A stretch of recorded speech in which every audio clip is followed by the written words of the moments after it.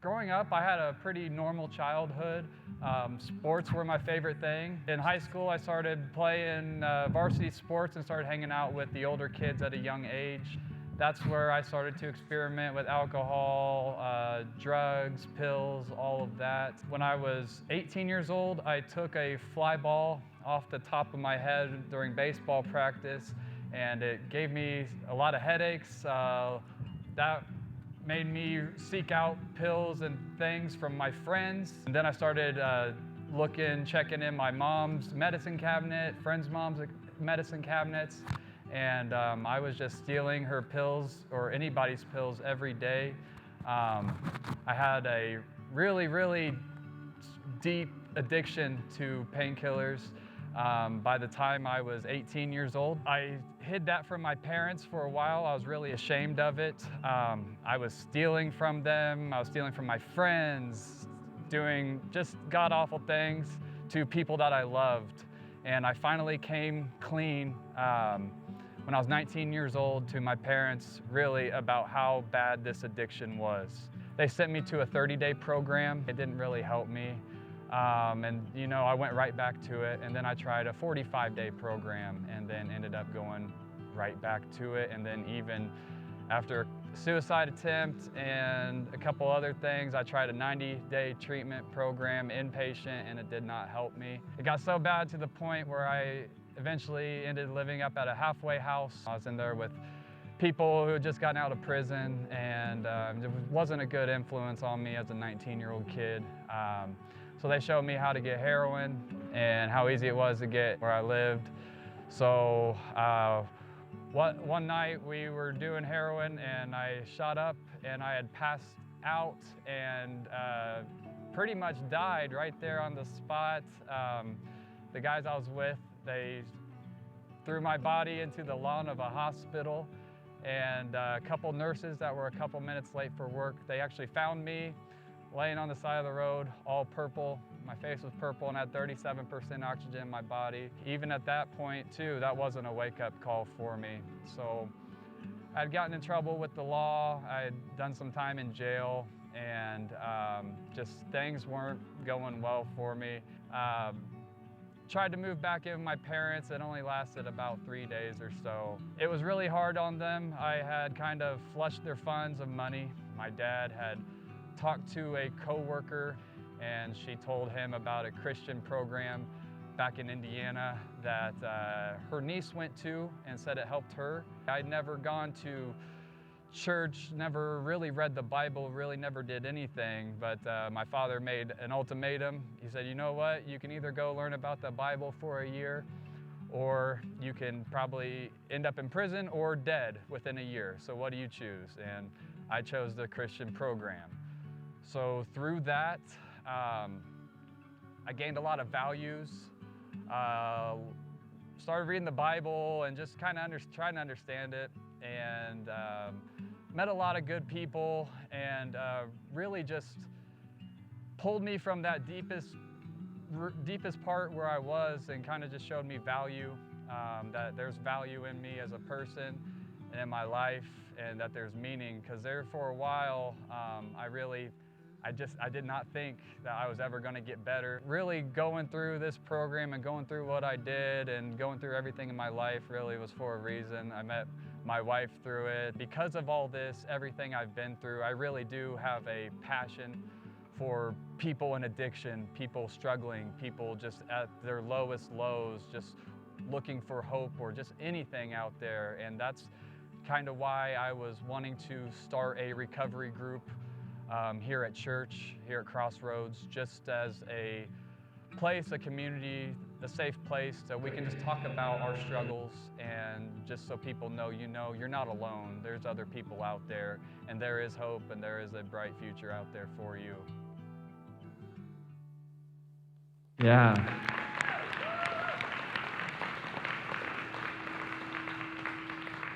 What a good story, great story. Good to hear that. It's a powerful story. This whole series, it's been really wonderful to get to hear lots and lots of people's stories. Before we jump in, let's talk about the elephant in the room, these beautiful eyeglasses. What is wrong with him? So I'm 45 years old, never had eyewear to speak of, and I was having to hold things out a little further. So I finally went to the eye doctor. I hadn't been in like 20 years to an eye doctor, and they said, well, use it. So, of course, I choose the ugliest pair of glasses I can possibly find because I'm going to leave them somewhere, and I want people to go, oh, those are Ryan's. So I figure that'll save me a little money in the long run, so there you go. But I love to hear stories. I love Sai's story. You know, Sai's story is a story of pain. It's a story of disappointment. It's a story of a disease. It's a story of disillusionment, like coming to this space of like, this isn't what I want my life to be, the illusion of what I think is going to happen, you know, that choice of what do you want to do? And it ultimately is a story about willingness. Like, what was Sai willing to do to move forward in life? Was he willing to change? Was he willing to try again? And even a story of willingness to say, what will he do with that part of his life, his journey, to redeem it, and this willingness to participate in other people's recovery journey. You know, all of us in life, we have these moments of disillusionment. And in those moments, we're faced with a challenge to our willingness. I don't know if you've ever gone through a moment of disillusionment, and by that I mean you have an illusion of what your life or a relationship or a marriage or a friendship or your bank account or a hobby, what it's going to be, right? It's the idea of something that is way more difficult than the reality of it, right? I'm being disillusioned right now with how difficult it is to put a pergola on a house. I look at these everywhere, I'm like, come on, it's just some wood, painted, a few cuts. Meanwhile, I spent all of yesterday staining wood in my driveway, lugging these 12-foot beams. I felt like I was in losing some lumberjack competition, dragging these things around, right? So there's an illusion of what it's going to be like, and in the moment of disillusionment, right? I remember growing up, and we would go to a restaurant that we had, I don't know that y'all have them here, but where I grew up, and then on the East Coast, you had these restaurants called Friendlies. Yeah, see, right? Let me tell you something about Friendlies, right? Friendlies is the quintessential experience of disillusionment, right? Because growing up, as a kid, you go to this restaurant, and it was like ice cream sundae at the end of it, and you just remember this is the best place ever. And then as an adult, you go eat there, and you're like, what is this disgusting food that I'm eating? Sorry, Friendlies. But it's like there's the illusion because the memory creates it, right? So that's disillusionment is just like the idea of what something is, the experience of it, and then you go, okay, now there's a gap in a sense. And it challenges our willingness. And you think about a friendship, right? You're invested into a friendship, and there's this idea that this person is there for me. And then something happens, and there's tension in that friendship, right? The illusion starts to fade, and we're faced with a question, how willing am I to continue to invest in it? Maybe you have a boyfriend, a girlfriend. You're in a marriage, a partnership, and things get a little tough, and the illusion of what a committed relationship is, a sharing an address is, right? What that means. So now I'm faced with this choice, there's been a space of disillusionment. Am I willing to continue on? We even go through this in our faith. I would say healthy faith comes into spaces of disillusionment. We're handed certain things, we believe certain things, we grow, we mature, we evolve, and then we change. And our understanding of God, our understanding of the world, our understanding of faith will change. And sometimes that can be difficult, and we go through a space of disillusionment. And we're faced with a choice. How willing am I to continue to pursue something like faith? Right? How willing am I to continue to pursue this idea that there is a divine presence? Or will the disillusionment, the moment of pain, just kind of stop me in my tracks? Oftentimes it's a wound that we experience, so whether it's in our faith tradition, our religion, whether it's in a marriage or a friendship, we experience a wound in our life, or we create a wound, right? Could be a spiritual wound, an emotional wound, whatever it might be. And in that moment, we have this pain, we walk through it, and it can stunt us, or it can kind of push us. And sometimes there's a big gap in between the two, right? So I think of like Sai's story, right? He has this wound in his life that he talks about, this addiction, this disease, right? And it feels very, very painful, and it's kind of stupid, right? It's just this sense of, and I don't mean stupid in like his choice, I mean it's just stupid pain. We feel that there's no redeeming value to it, like what's going on in that moment. But then as he shares his story, like he makes this really bizarre statement that, oh, there were these reasons inside of it. It's how he met his wife, like this redemptive reality. Because of Sai's willingness to kind of put one foot in front of the other, to make some tough choices, right? His wound moves from this realm of stupid, like why did this have to happen to me, to a space of sacred. And without that idea of being willing and open to future possibilities, being willing and open to how the universe, how the divine presence, how God might be able to take our pain and our hurt and our mistakes and the mistakes that we impose on other people. The Bible calls that word sin, right? How if we're not willing to kind of bring all of that, our wounds just stay in the realm of stupid. No redeeming value. Our mistakes stay there. We just go, I was so stupid in that moment. But it's our willingness to kind of continue to walk down, to continue to journey, that can move those wounds from stupid into this beautiful realm of sacred, where Sai talks about, hey, I want to be a part of recovery in other people's lives. Now there's something sacred that comes out of something very painful and very wounded. And the Campfire story we want to look at today that's found in Scripture, I think is this beautiful picture of what it means to have a willing heart. A willing heart. And we're going to look at this story that's found in a book of the Bible called Isaiah. Isaiah is in, if you're kind of new to the whole church thing, Isaiah is found in the Hebrew Bible, what we call the Old Testament in Christian world. And it's this really big book that really is about 3 books in one. It's been put together over a huge period of time. And the first portion of Isaiah really kind of does date back to this figure in the history of Israel named Isaiah, who was a prophet, which means they kind of acted in an advisory capacity to the king. They acted in an advisory capacity to the people, kind of calling people towards the heart of God as they understood God.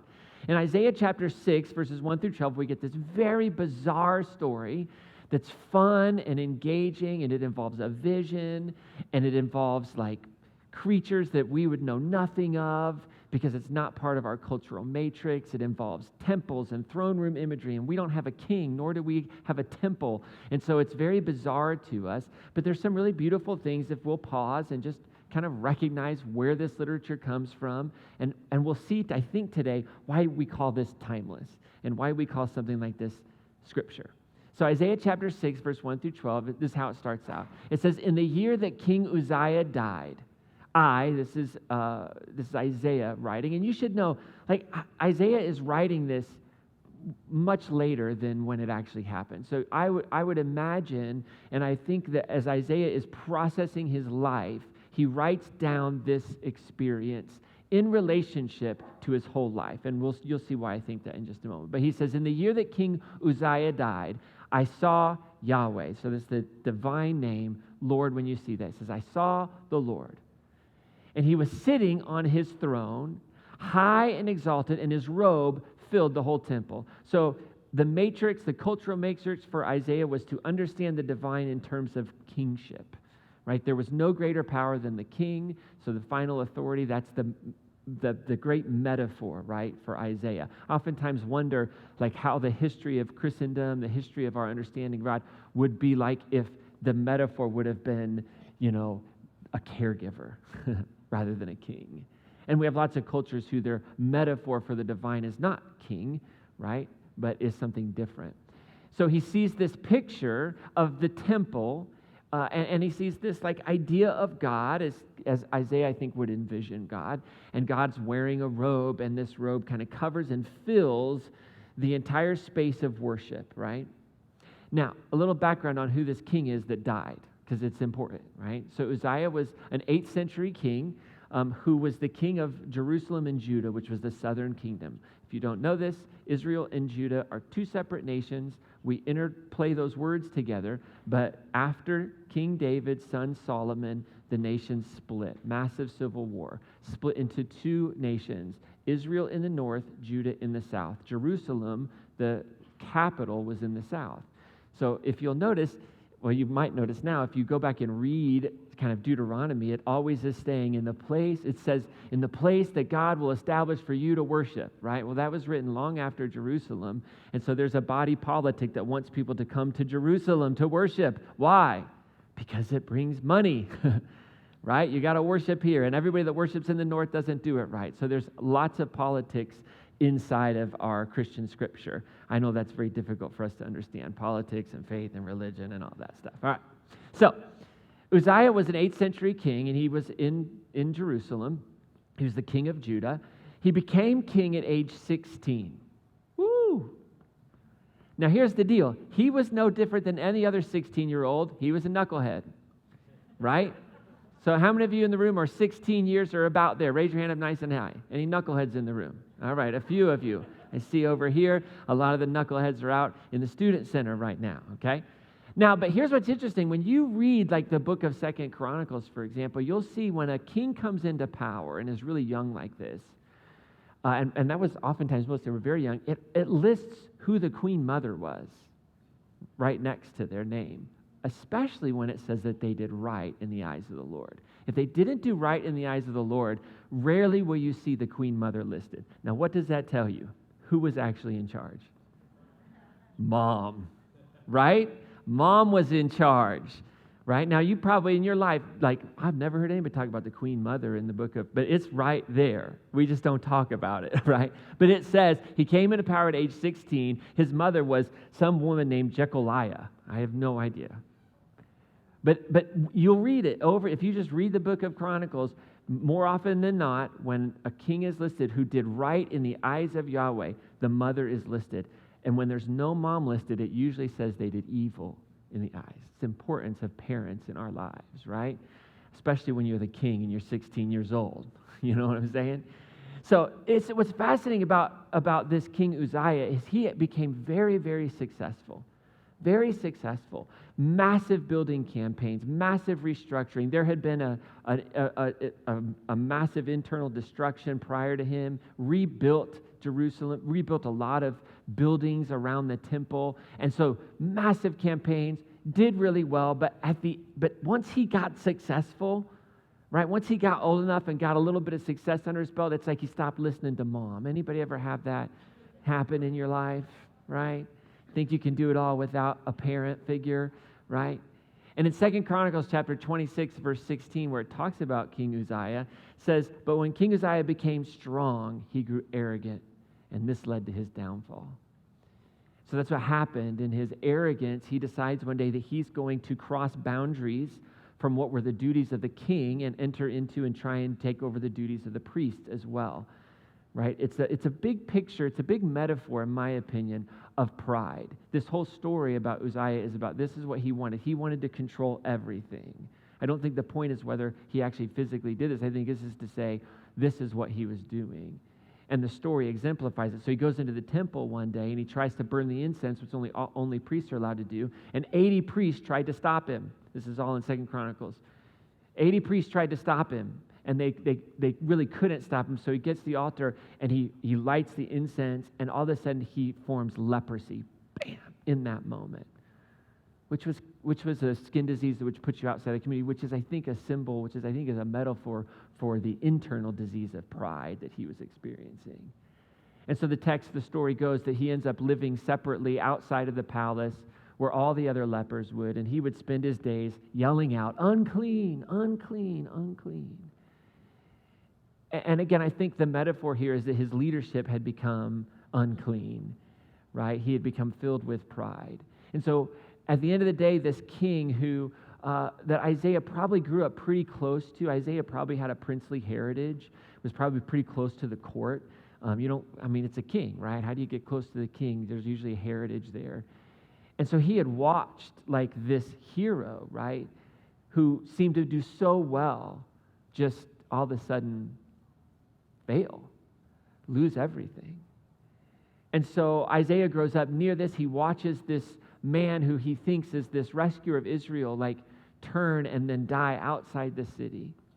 And so when it says that in the year that King Uzziah died, I think for Isaiah, and there's good reason for this, that rather than this be a time of celebration where there's the enthronement of a new king, which would follow upon the death of a king, right? That was beloved. This was probably a time of like real disappointment for Isaiah. Like this was the best that we had. And look what happened. Right? Look what happened. So we have this king who really isn't ruling. His son is co-regent at the time. And what do we have? Like he dies in disgrace. And so I think that Isaiah was in a moment of kind of religious disillusionment, because you got to remember, in this time period, there was no separation of church and state, right? There was simply the nation of Judah, and there was an intermixing of all of it. And so I think that Isaiah at this moment is saying, is anything going to be different? Right?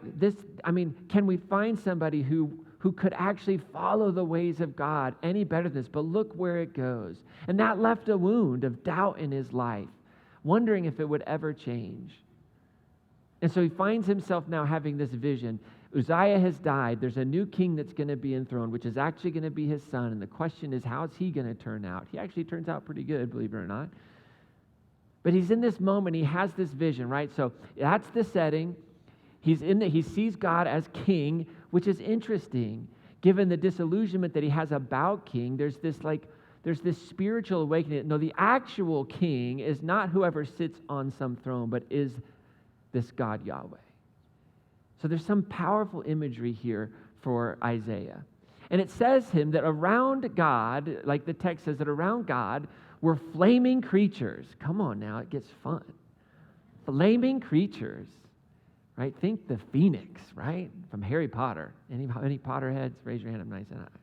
Some of you are smiling. You're not allowed, if you're allowed to say you like Harry Potter in church. So, which, by the way, I know there's all kinds of strange rhetoric out there. Harry Potter is the gospel. If I'm telling you, if you pay attention and read it right, it's the gospel. It's why it's so powerful. I'm serious. You don't believe me. You think it's the devil. I'm telling you, it's the gospel message right there. Okay, so flaming creatures flying around, right? And they all had 6 wings. No problem, right? 6 wings.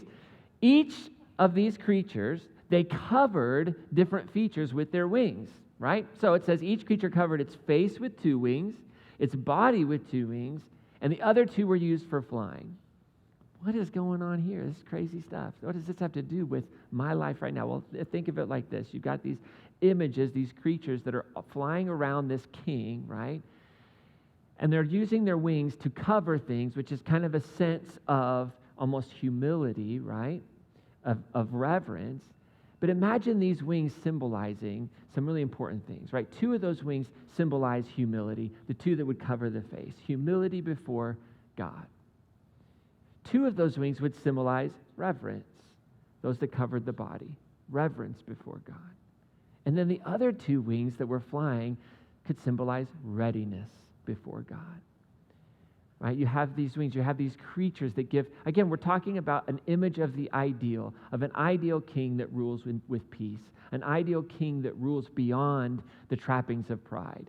Right? And what does it mean to ideally be a part of this king's court, right? To have a sense of humility, of reverence, of readiness, right? And they were calling out to each other, these creatures, right? They were calling out to, and by the way, he gets the image of the creatures because there were these creatures that had been like, they were sculptured. You all have sculptures around here. I've lived here for 3 years now. I apologize, that was rude. We have sculptures around here, right? Sculpted on top of the Ark of the Covenant, which was inside the innermost part of the temple, were these 2 creatures called seraphim that had wings. They touched, and where those wings touched was thought to be the divine presence on earth. Right there, right there. That was where it was. That was the belief. So that's where the image of these creatures begins and originates in Isaiah's mind. And so these images, these creatures are flying, and they call out to each other, "Holy, holy, holy, the Lord Almighty is holy. His glory fills the world." Now remember, right, the king has spent the last years of his life every day crying what? Unclean, unclean, unclean. The glory of that king is nowhere to be found. And Isaiah has a vision of a God whose glory fills, who's not outside, right, but who's set apart. So in the word holy means to kind of set apart, distinguish. Doesn't mean perfect. I know we want that to mean that, but that's not what it means. Set apart. And so God is set apart, just like the king that was so disillusioned is set apart, but for completely different ways. One fills the world with glory. The other kind of sucks all the glory into itself, right? And to say that the whole earth is filled with glory is to say you can look around and see the glory of God in nature, in creation, in the diversity around us, right? It says the sound of their voices made the foundation of the temple shake, and the temple itself became filled with smoke. It's like a good Indiana Jones movie, right? And in that moment, I think it's important for us to recognize that what Isaiah is seeing is not an earthly king that has filled his heart with disillusionment, not an earthly king crying, unclean, unclean, unclean, but he's seeing this image, this understanding of the God that he's been given, this God that sits beyond all things, yet is immanent in all things, this great mystery.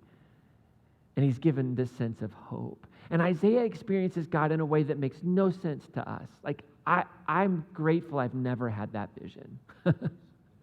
I don't experience God like that. That's not part of my cultural matrix. But the way Isaiah understands God, the way that his psyche works, the way that his religious imagination is governed is going to be through his cultural matrix, just like us. And in that moment, he experiences God and he finds hope. And here's what's interesting.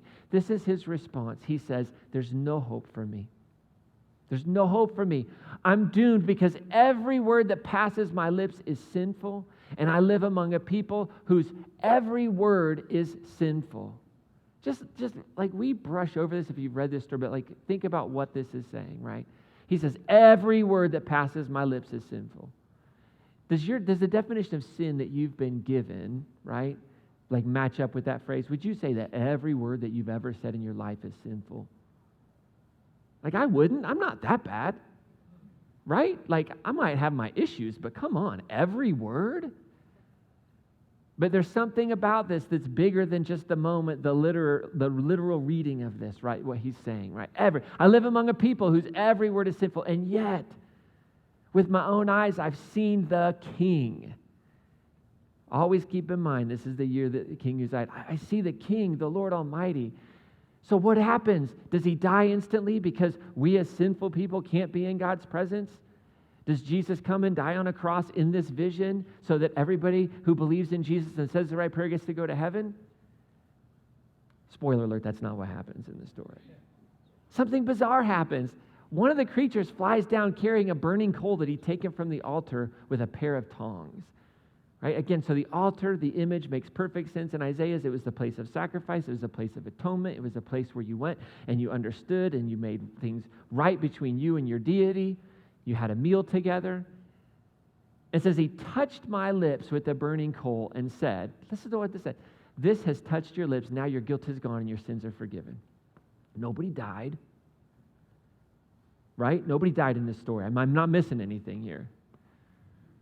Nobody died. No animal had to be sacrificed. Some piece of burnt coal left over from a sacrifice was picked up and touched his lips. I think this story is giving us something really powerful. I think the issue is not God. I think the issue is Isaiah. Look at me. I'm a terrible person.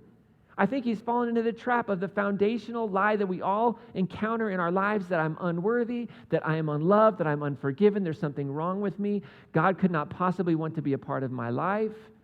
There's this sense that we are unworthy, that we're unforgiven. And yet, right here, there's just like, I think like in the Spirit of God working in Isaiah's life, he's like, oh, great, this again. This whole I'm sinful, I can't do it. We got to help him through this. Get some coal. I don't know. Get something. Bring it over here. Touch his lips with it and tell him he's fine. It's like we need to know that. We need something inside of us. We need some experience where some experience can overwhelm that foundational lie. We need an experience of grace. Grace. And that's what Isaiah had in this moment. He experiences grace. And see, here's what I think grace is, at least today. I might change it the next time I talk about it, but as I thought about it in the context of this story, right? Grace is the healing of the wound that we all experience from the foundational lie of divine unworthiness and unforgiveness. That's grace. Grace is the moment where we kind of get that wound can be healed. It's Jesus looking at somebody who never asks for forgiveness, never says anything. He just looks at them and says, your sins are forgiven. And the person is like, yeah, but I want to walk. Like, what is that all about, right? But it's this experience that says, grace that is a lie. It's the lie of the garden that you are not like God. It's the lie of the story that says God isn't present with you in the wilderness. It's the lie of the story that says God is not with you outside the garden. Like, no, like it's ingrained in us to just believe this about ourselves. And that's why grace is important. That's why repentance is important. That's why experience of surrender is important. Not because somehow God has to change God's mind about us. That we're just, no, but we somehow have to get it through our minds that we are loved so perfectly by this divine presence, that we are held so beautifully. And I think that's the simple, it's just a piece of coal. It's just all it is. Piece of coal, touch the lips, you're okay now, all right? And I honestly, I think there's a lot of the culmination of Jesus is this reality of this incarnate love to right the ship as we think about God. So Isaiah, after this moment, he says, I heard the Lord say, whom shall I send?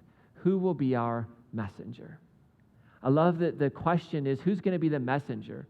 Not the Messiah, not the one to fix everything, not the one to change everybody's mind, but who will deliver the message?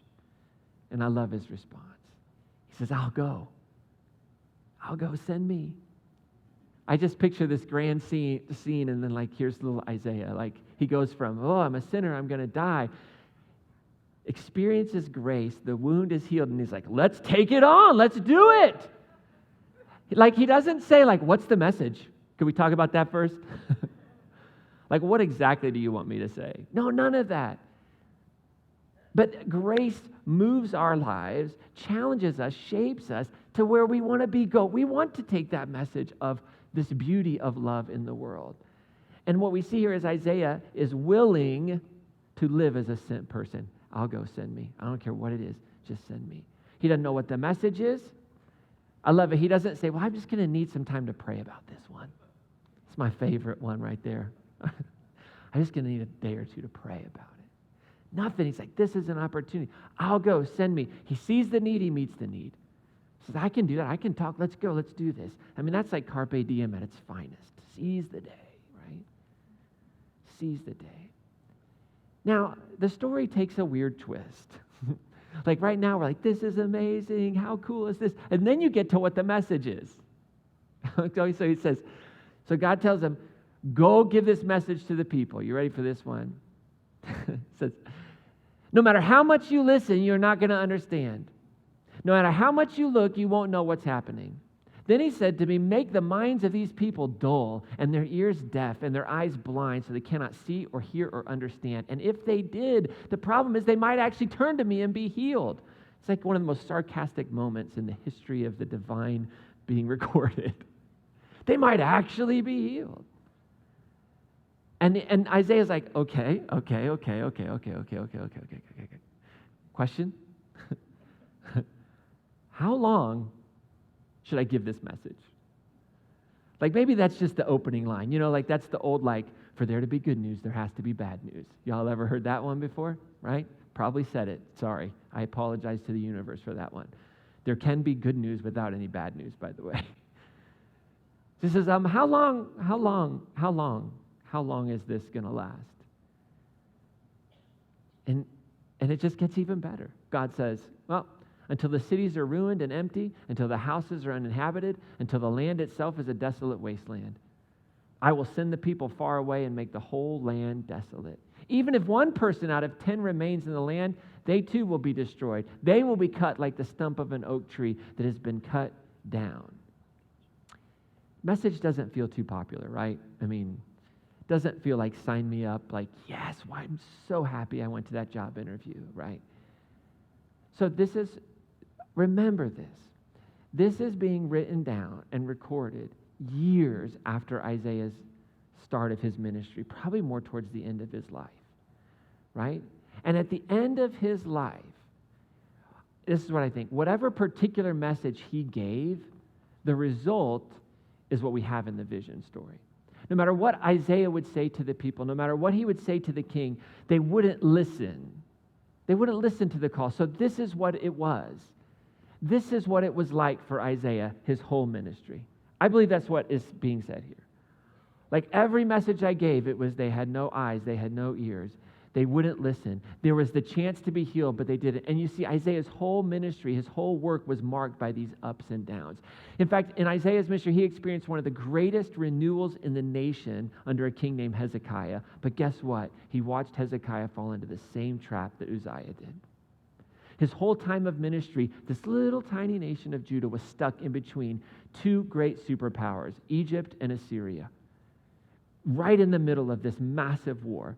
And the nation would go, well, we got to go to Egypt. No, we got to go to Assyria. And we can't trust God. We got to do this. And so there was all this conflict, and it would happen. And there would be wars and civil wars between Israel in the north and Judah in the south.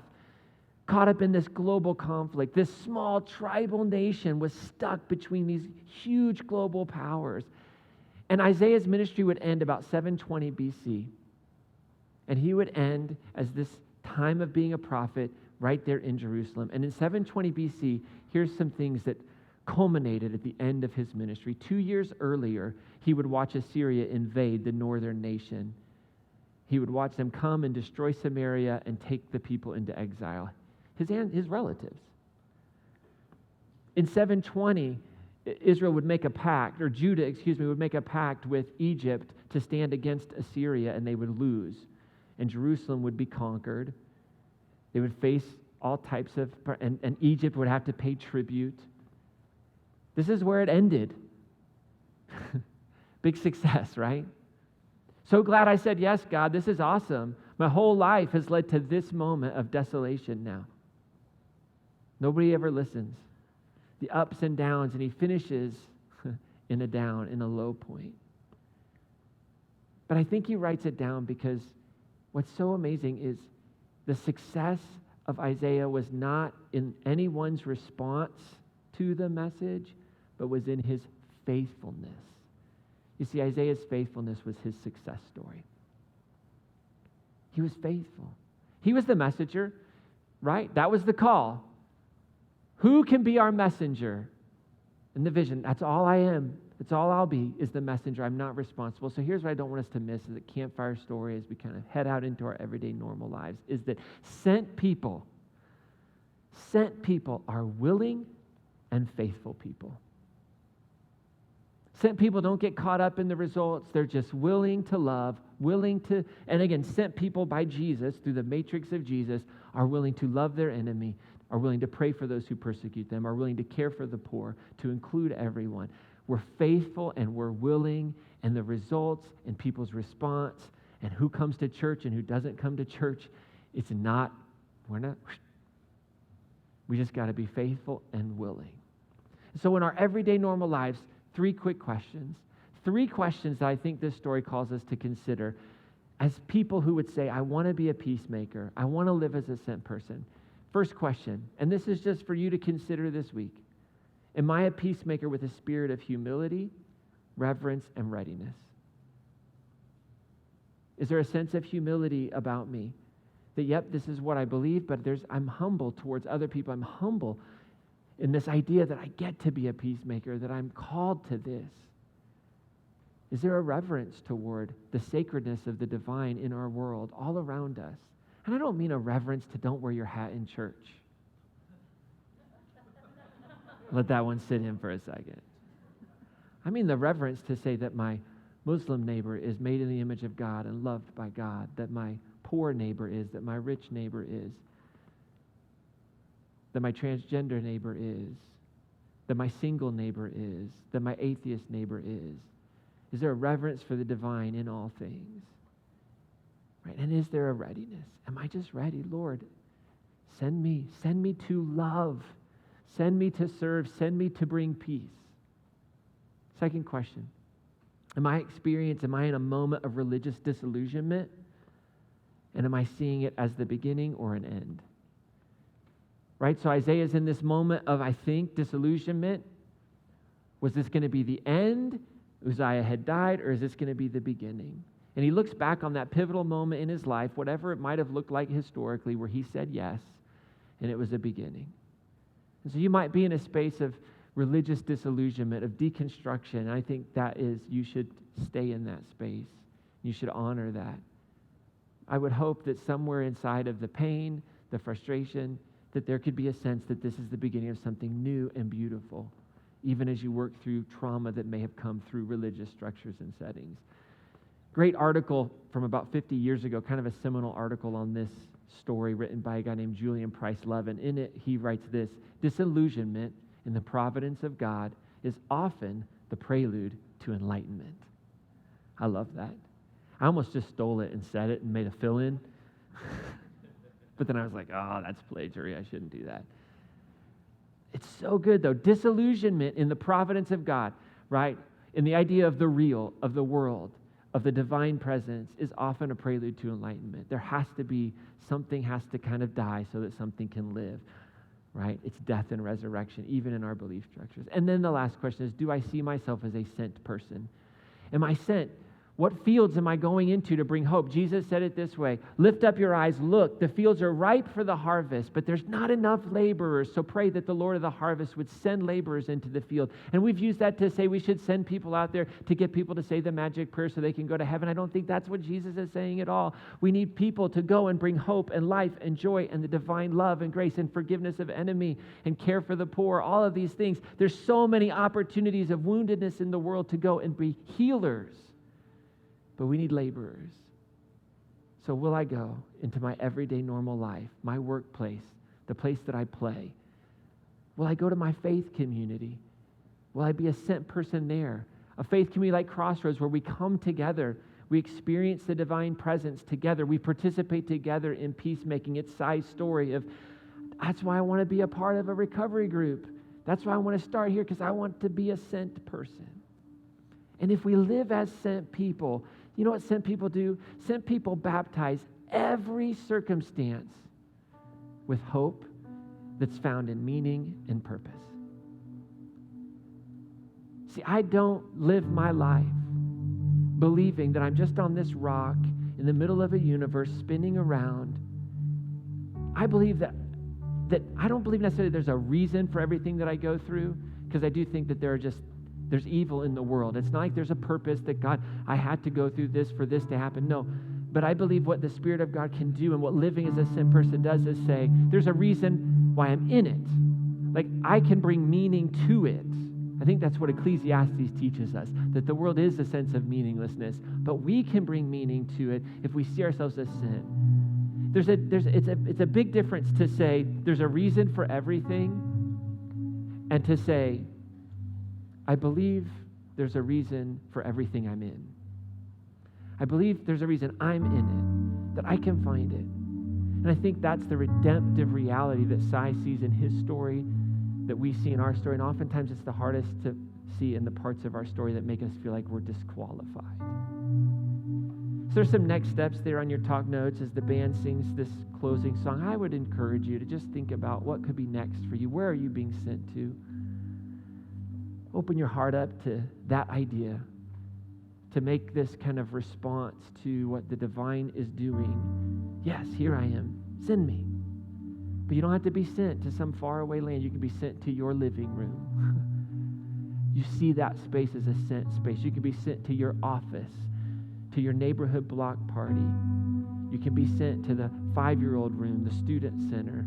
You can be sent to a Tuesday night seminar on what does it mean to deconstruct your faith in a healthy, safe environment. Like, there's just seeing yourself as a sent person. Oh man, it's like you'll have eyes to see and ears to hear what God is doing around you.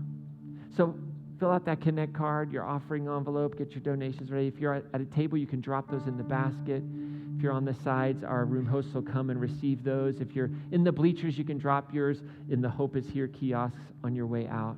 So we're going to sing this song, and then I'll have our blessing for the week as we just consider what is it that God's inviting us into. This is a great song. Great song. I hope you enjoy it.